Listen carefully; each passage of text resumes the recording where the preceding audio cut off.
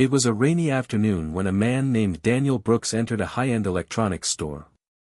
Daniel walked with a noticeable limp, using a metal cane for support. His clothes weren't flashy, just a simple jacket and worn shoes. To most people, he looked like an ordinary, struggling man.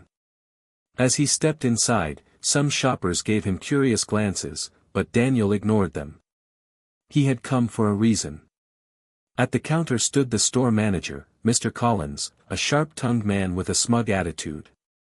The moment Daniel approached, Collins frowned. "Can I help you?" he asked, his tone already dripping with annoyance. Daniel smiled politely.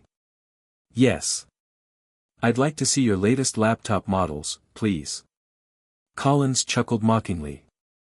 "Those laptops are top of the line, and very expensive. Maybe you should check the clearance section in the back." A few customers overheard and chuckled quietly. Daniel's face remained calm.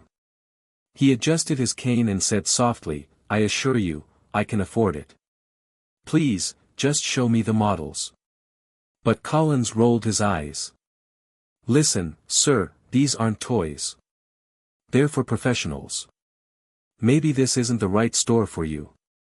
Daniel's hand gripped his cane tighter, but his voice never rose.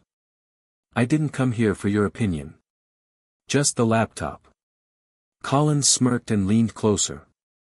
"And what exactly do you do that you could possibly need a laptop like this?" That was the breaking point. Slowly, Daniel reached into his jacket pocket and pulled out a leather badge holder. He placed it firmly on the counter. The laughter in Collins' throat stopped instantly. His eyes widened.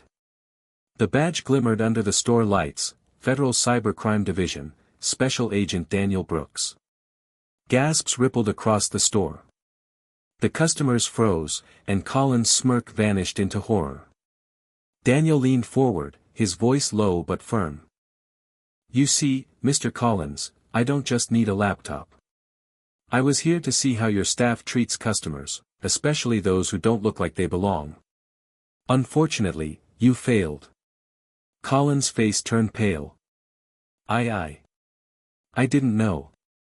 "I was just joking," Daniel cut him off. "You judged me by how I walked. By what I wore. You thought weakness meant worthlessness. But today, that arrogance will cost you." Two uniformed officers entered the store at that moment, as if on cue. They approached Daniel, saluted him, and asked, "Everything all right, Agent Brooks?" The room went silent. Collins nearly collapsed. He stammered, "Agent? You mean, he's..." Daniel turned to the officers. "Yes, it's fine. But I think the company headquarters needs a full report on this location's customer treatment." Collins begged, "Please, don't, I'll lose my job." Daniel looked at him one last time, his eyes sharp yet calm. "Maybe losing this job will teach you something about dignity. Never laugh at someone because of how they walk, talk, or look. Respect isn't optional, it's the minimum." With that, Daniel tapped his cane on the floor and walked out, the officers following. The store was left in complete silence. Shoppers stared at Collins, their eyes filled with disappointment and disgust. That day, everyone who witnessed the scene carried home a powerful reminder: never judge someone by appearances, you never know who they really are, or what battles they've already won. Sometimes, the people we dismiss carry more strength, power, and wisdom than we could ever imagine. Respect is free, but losing it can cost everything.